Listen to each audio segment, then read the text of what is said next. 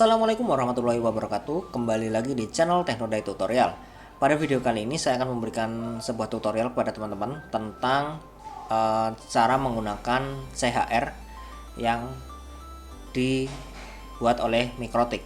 Namun seperti biasa, sebelum lanjut ke video jangan lupa klik like apabila Anda suka video-video seperti ini, komen di kolom komentar pastinya ya, dan subscribe ke channel Teknoday apabila Anda belum, dan selamat menyaksikan.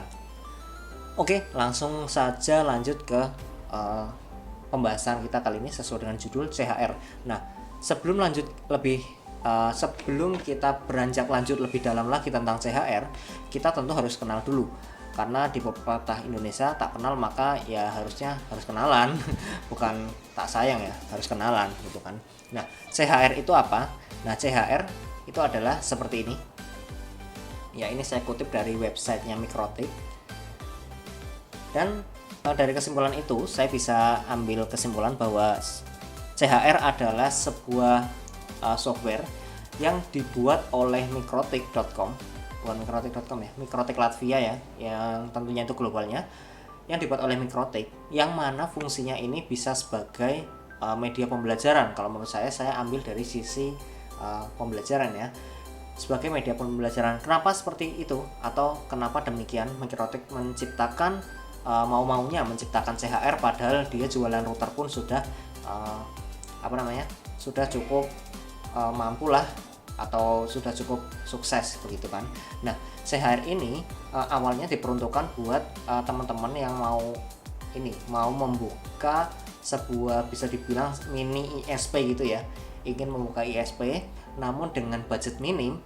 Nah, budget minim ini tentu bisa kita breakdown lagi ya. Budget minim ini lebih ke arah kita tidak mampu untuk membeli perangkat Mikrotik seperti itu. Maka dengan demikian Mikrotik menghadirkan varian CHR. Nah, CHR ini fungsinya sebagai pengganti router Mikrotik yang dijalankan secara software, dan itu cukup, menurut saya menunya cukup lengkap, bahkan lengkap ya, walaupun ada beberapa kekurangan ya tentu ya, dibanding dengan kita membeli sebuah perangkat Mikrotik yang mana itu sudah jadi dari pabrikannya. Nah, kelebihannya itu adalah yang pertama tadi, simple ya, dan budgetless, tidak perlu budget terlalu banyak. Namun kekurangannya, saya pernah menggunakan CHR ini dan mungkin ini mungkin saya waktu itu belum diupdate ya. Namun nanti teman-teman kalau yang udah pernah pakai CHR sebelum versi ini ataupun setelah versi 5 ataupun 4, itu bisa komen di bawah. Nah, saya itu pernah pakai antara versi 4 atau 5, saya lupa. Itu CHR itu speednya buat transfer data dia mentok di 1 mega kalau nggak salah, antara 1 sampai 2 mega. Walaupun itu sudah di setting full duplex di Ethernet masing-masingnya. Nah, itu kan saya heran, kenapa kok bisa hanya 1 mega saja maksudnya yang bisa tertransfer antar portnya. Nah, setelah saya baca-baca di forum waktu itu, memang ya karena namanya router gratisan ya. Nah, itu memang di limit di portnya, jadi di setting di software itu atau di sistem operasinya itu, router OS-nya itu disetting agar di port manapun dia hanya mengeluarkan traffic sebesar 1 mega atau 1024 kilobyte. Nah, kurang lebih seperti itu. Itu adalah pengalaman saya. Namun buat teman-teman sekali lagi yang mungkin udah pernah pakai CHR, bisa komen ya di bawah berapa sih speednya setelah versi-versi terbaru. Nah, di sini nanti akan kita coba buka ya, seperti apa CHR yang terbaru ini. Oke, langsung aja kita buka di sini di VirtualBox-nya. Untuk cara yang pertama itu kita harus, setelah download ya, kita harus tambahkan dulu si CHR ini ke VirtualBox. Caranya gimana? Di drag drop? Enggak, tentu nggak bisa. Kita harus menambahkan dengan cara klik new, berikan nama misalnya Mikrotik_CHR. Nah, setelah itu ini other, benar. Lalu unknown-nya pilih yang 64 bit. Setelah tersetting seperti ini, kita klik next.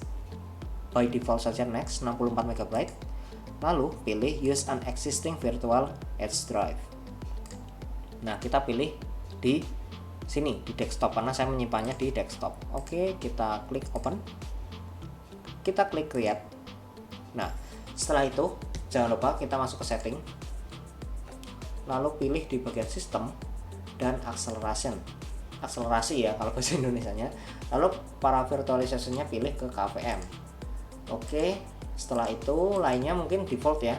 Untuk adapter ini biasanya cuma satu, yang lain itu disable.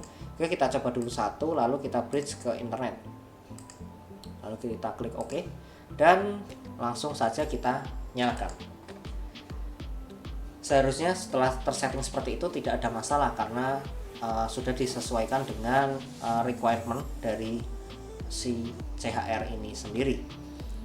Oke, ini lagi loading ya, loading system with init RD. Oke, sudah masuk. Langsung saja kita cek Mikrotik login adalah admin, passwordnya kosong. Nah, do you want to see software license? Kita pilih no. Oke, kita coba lihat dulu di menu interface ya, int print, interface print kita bisa singkat di sini. Nah, karena tadi yang diaktifkan cuma satu Ethernet, jadi yang muncul di sini cuma satu Ethernet saja atau Ethernet 1. Dan untuk tipenya Ethernet ya di sini. Maaf ini nggak bisa. Oh, bisa ternyata.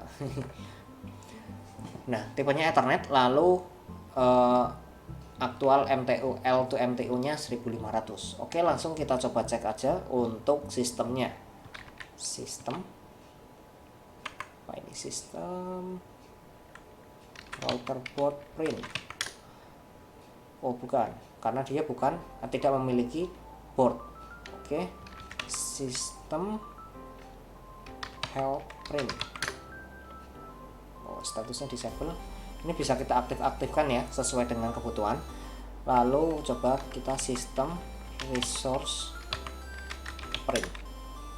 Oke, di sini setelah kita ketik sistem resource print akan muncul uptime, version, build time, free memory, total memory, CPU count, frekuensi, CPU load, dan macam sebagainya seperti ini. Dan port name-nya adalah CHR, platformnya Mikrotik. Ini tidak bisa diganti. Oke, jadi kesimpulannya CHR ini seperti tadi ya, dia cukup mudah, praktis, dan portable itu juga praktis ya. Ya, intinya mudah dan praktis. Tentu apabila ini digunakan untuk media pembelajaran sangatlah capable sekali, karena yang pertama dia tidak perlu membeli perangkat, dan yang kedua kita hanya membutuhkan modal internet, tidak perlu menabung terlebih dahulu apabila Anda tidak punya uang. Nah, lalu selain itu CHR ini juga menurut saya suatu inovasi ya, terobosan ya, karena dia benar-benar seperti kita sedang menjalankan router, tidak seperti misalnya Cisco kan dia pakai tracer yang mana harus menginstal software lagi, dan itu memang ya menurut saya sendiri sih itu cukup apa ya, walaupun niatnya memang untuk secure ya, iOS-nya dikunci, tapi menurut saya itu harusnya ada versi seperti ininya agar semua orang atau semua yang ingin mempelajari tentang Cisco bisa belajar langsung secara real seperti ini. Oke, sekian video kali ini, kurang lebihnya mohon maaf. Sampai jumpa di video selanjutnya. Bye bye.